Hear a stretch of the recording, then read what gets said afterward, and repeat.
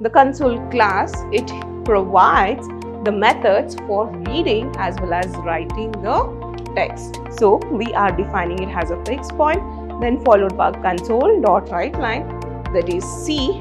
If you want to retain it or if you want to add some changes to that, anything we can do by using this file handling. File stream class is a class that provides stream-based access to files.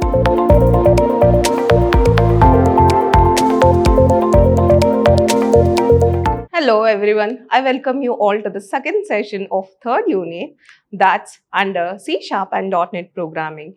Yes, this is according to the updated SEP syllabus, that's from Mysuru University. Over here, let me tell you, we have reached Unit 3 and Unit 3 is all about delegates and events. We have completed some portion of this unit in our previous session too. So yes, I request you to please get back and check that session 2. And over here in today's session, it's session 2 with respect to Unit 3.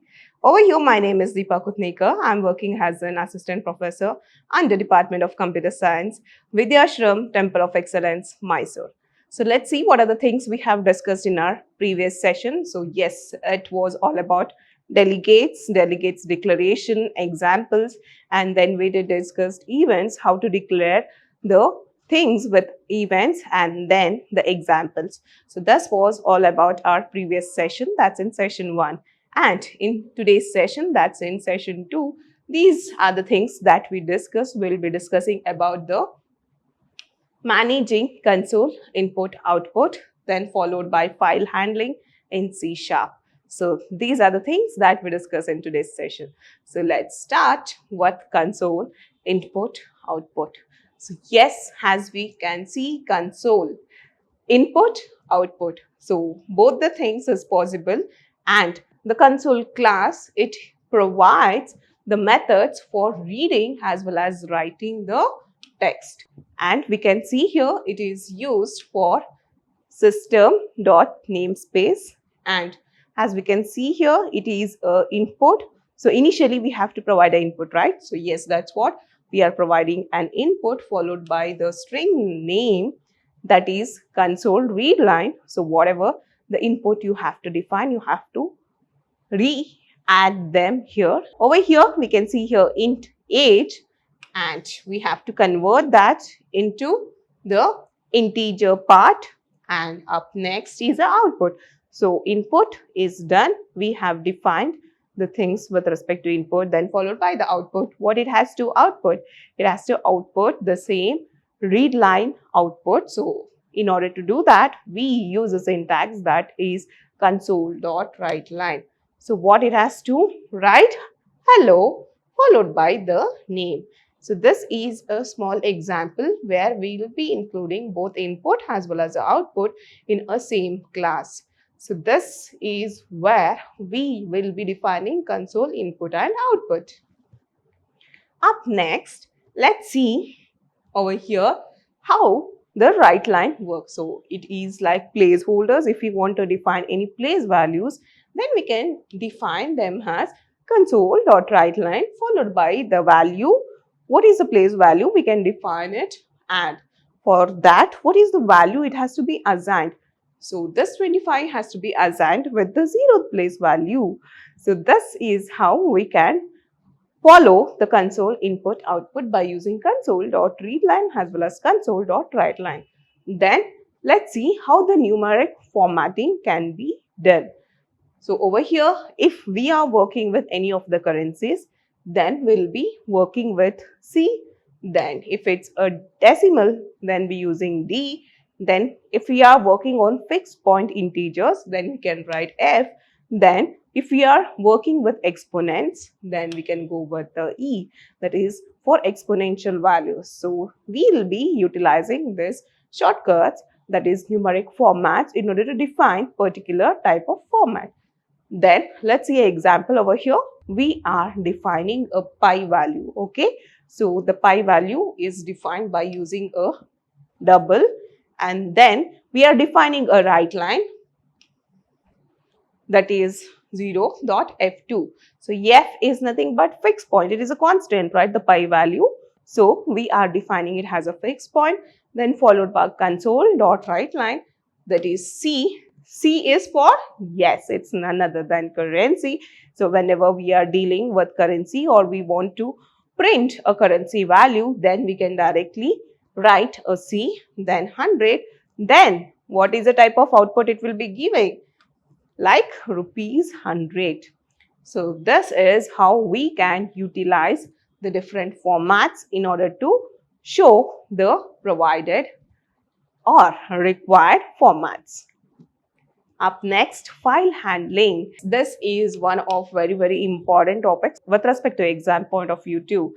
So till now we have learned like what is the keyword for reading, what is the keyword for writing, and now we will be studying the read as well as the write with respect to files. Okay, so yes, even in file handling we will be working and studying what is read line, what is write line, and all of this.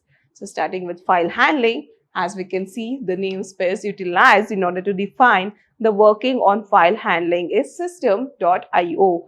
IO is because we are working on both input as well as output.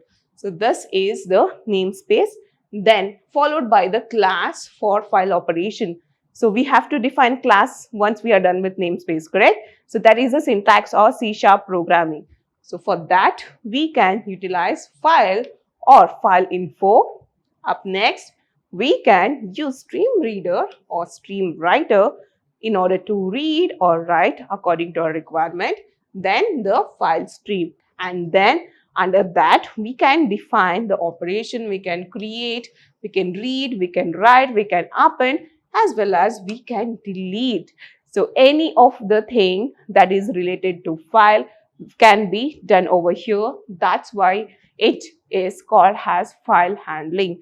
Any operation with respect to your file, like if you want to save your file, if you want to delete the changes, if you want to retain it, or if you want to add some changes to that, anything we can do by using this file handling. So that's where we will be seeing this file handling is very important with respect to exams as well as with respect to your programming point of view.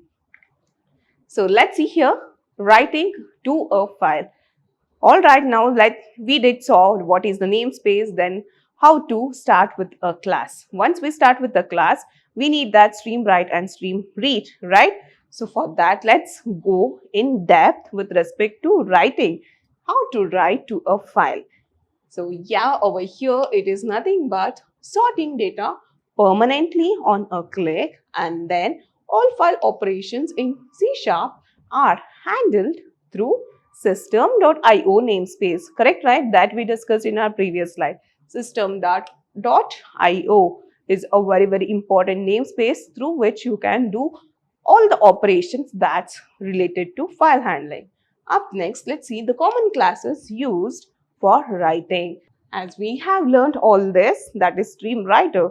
You recall this we have studied in our unit 2, stream writer. Let's take a quick glance of it. It is used to write the text data like a character-based text, or it might be a string text. Okay, so we will be using the stream writer.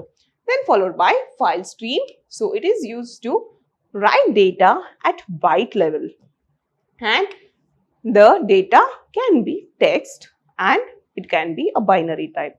Then we can see an example. We are defining system.io. Okay. Then up next, the stream writer. We are writing to a file, correct? So we are defining stream writer. SW, it is assigned with new stream writer, that is data.text, then followed by sw.writeLine, where I want one more information, that is hello C# file handling. And finally, I'm done with my writing operation. So I can directly say sw.close. So this is all about a small example with respect to writing to a file. Up next, let's see how to read from a file. As we can see here, reading file is nothing but retrieving stored data from a program. And all file operations are part of system.io namespace. Yes, we know this.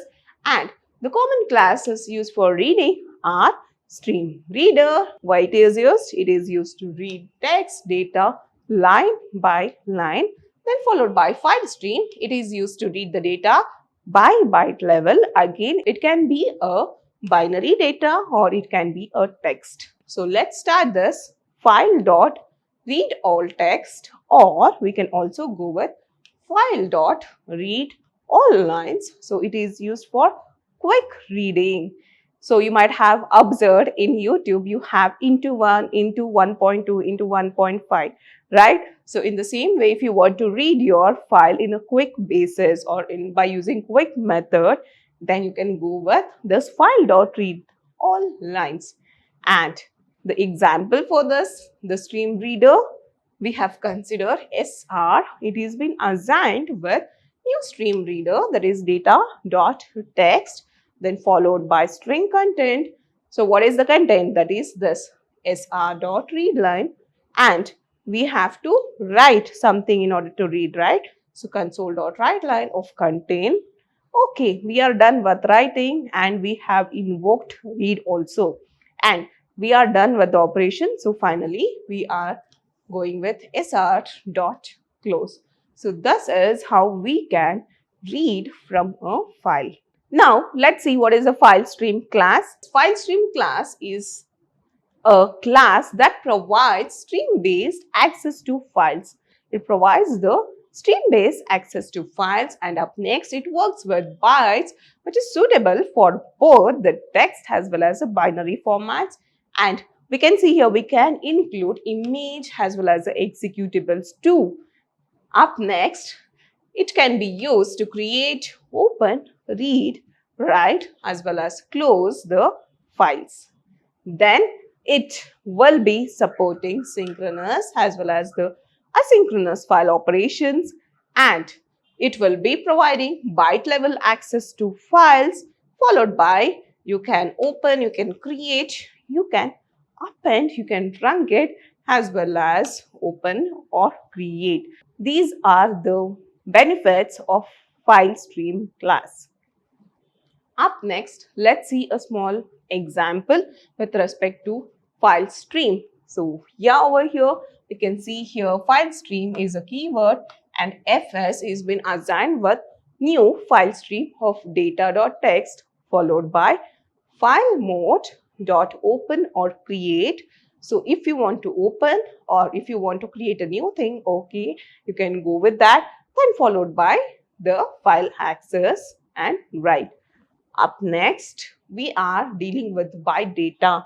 Okay, byte data is assigned with encoding ASCII.get.bytes hello, and the file stream is required to write now.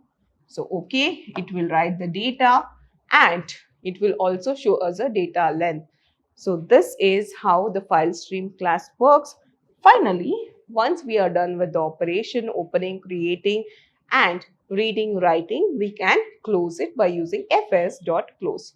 So this is how we can work with a file stream class. This is all about today's session. So we are completed with our unit 3, that's with respect to C# and .NET programming. Thank you.